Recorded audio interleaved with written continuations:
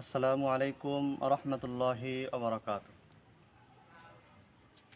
সম্মানিত প্রিয় ভাইয়েরা, আমার একজন দিনী ভাই প্রশ্ন করেছেন প্রিন্সিপাল মাওলানা আবু ইউসুফ সাহেব, গোপালগঞ্জ। উনি প্রশ্ন করেছেন যে অনেক সময় মসজিদের ভিতরে মানুষ ঢোকার পরে দুনিয়াবি কথা বলে, এরা কতটুকু ক্ষতি বা যুক্তিসম্মত।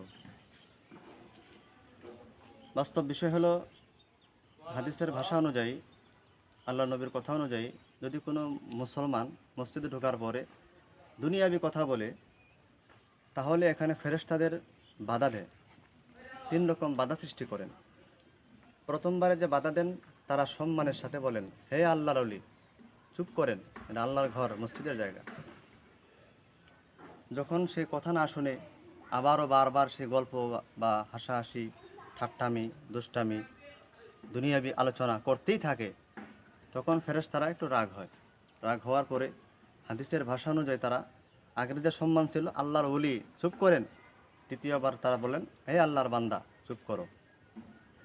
যখন আবারও এরকম গল্পগুজব বা দুনিয়াবি কথা মসজিদের ভিতরে চলতেই থাকে, তখন ফেরেশতারা এক পর্যায়ে রাগ হয় বেশি। হাদিসের ভাষ্য অনুযায়ী তখন তারা ওই মুমিন বান্দাকে ধমক দেয়, হে আল্লাহর দুশমন, চুপ কর। এই জন্য আল্লাহ তাআলা যেন আমাদেরকে এই ফেরেশতাদের বদদুয়া পাইতে না হয়। এমনি তো আমাদের চলাফেরা এবং গুনাহের কারণে দুনিয়াতে আমাদের গুনাহের অভাব নাই, মানুষের বদদুয়া নিতে নিতে জীবন শেষ। এই জন্য আমরা যেন ফেরেশতাদের বদদুয়া নিতে না হয়, আমরা মসজিদে ঢোকার পরে দুনিয়াবি আলোচনা করব না। হ্যাঁ, আমরা দুনিয়াবি আলোচনাগুলো মসজিদ থেকে বের হয়ে করব বা রাস্তাঘাটে করতে পারবো। আমাদের সুন্দর জায়গা হলো চায়ের স্টল, যে কোনো রাজনীতি বিষয় বা অন্যান্য গল্পগুজব আমরা চায়ের স্টলে করতে পারি।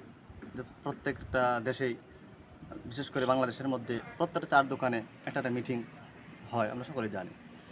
যাই হোক, তা আমরা এই দুনিয়াবি কথাগুলো মসজিদের ভিতরে না বলে আমরা বাহির হয়ে বলবো ইনশাআল্লাহ।